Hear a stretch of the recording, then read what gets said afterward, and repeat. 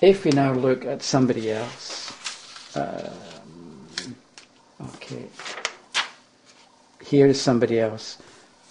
This should fit in. Okay. Another 28 Scorpio rising for this person.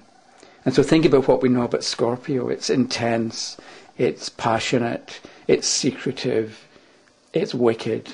Okay? So this person is all of that and more. Also Scorpio, if we think of the symbolism, it's the snake, the scorpion and the eagle. And so the person, people with Scorpio rising go through stages.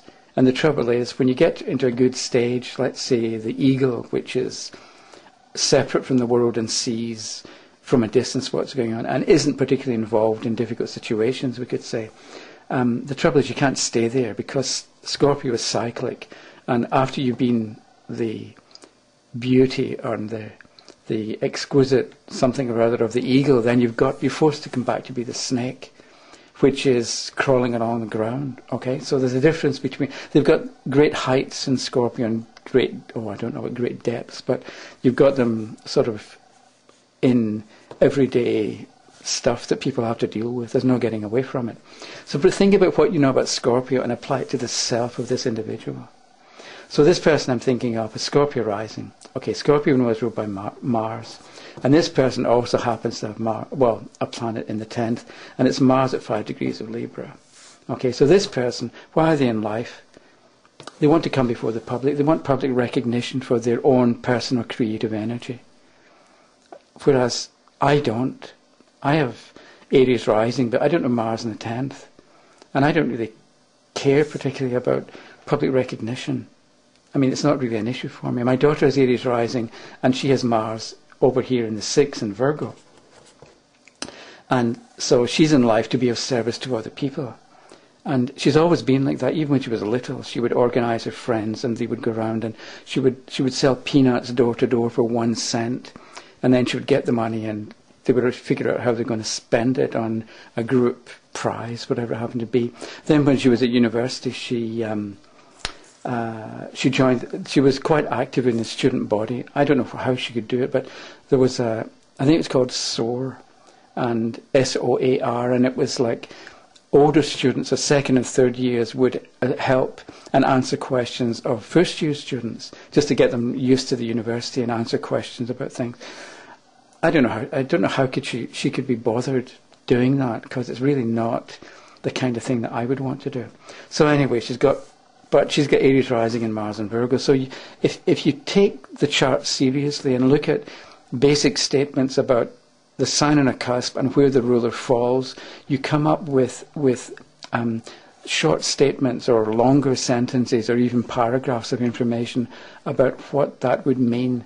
And so you'll find as well that when you understand Aries rising in Mars in the 6th and Virgo for one person, you're going to find similar experiences happening in the lives of somebody else who also has Aries rising and Mars and Virgo in the 6th. There will be differences because of different aspects, different degrees, different houses ruled and so on.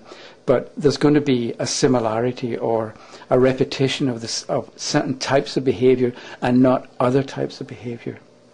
So this person, Scorpio rising, so she wants to be before the public and get recognition for her personal creative energy because that's Mars.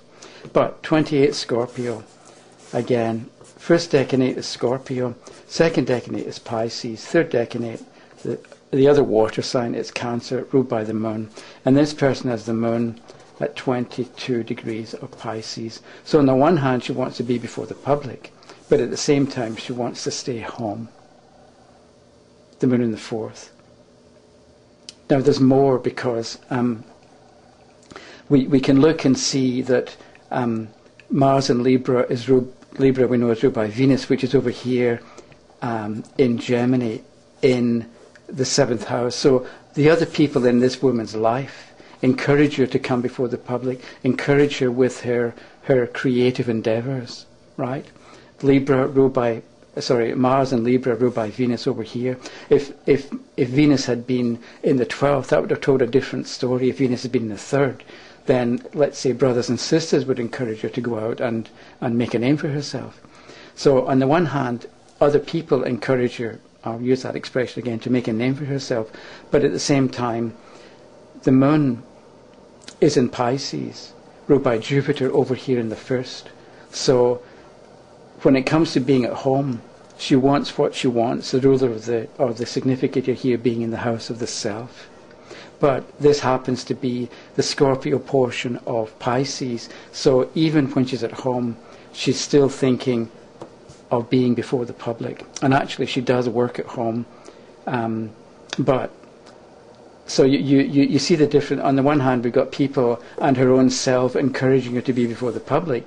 But there's also, I don't want to say a selfish streak, but there's also a strong controlling factor that is Jupiter in the house of self, wanting what Jupiter wants, which may have nothing to do with performing for the public.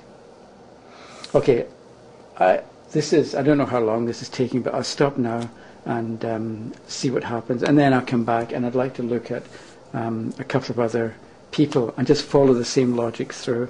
So try this for yourself, and it's interesting what you'll find.